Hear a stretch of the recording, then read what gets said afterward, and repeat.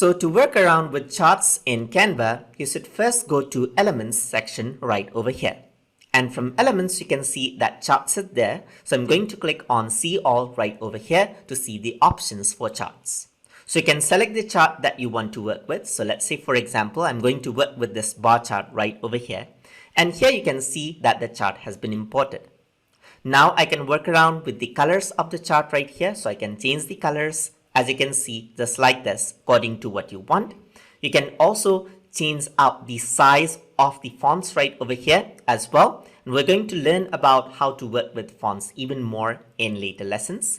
And over here, you can change the text color over here as well, as you can see. So unlike other graphics, you have more options to work with right over here. So you can bold this out, you can choose text color right over here and change out the entire look of the chart just like that.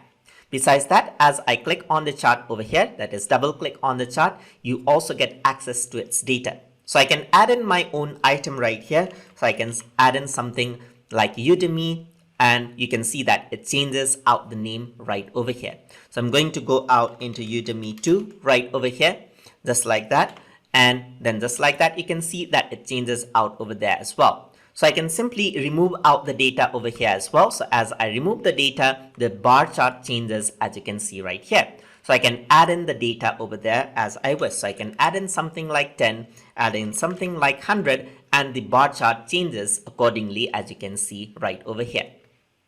So now let me just delete this chart right over here. So I'm just going to delete this out. And there are other charts that you can choose from as well. So over here, there's another chart. So you can bring it in over here.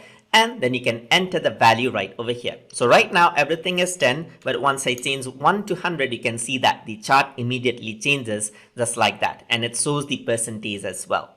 Another thing that you can do is if your data is in same format as shown in here, you can copy and paste the data from any spreadsheet of your choice. For example, Microsoft Excel or Google Sheets. So I'm just going to delete this out right over here.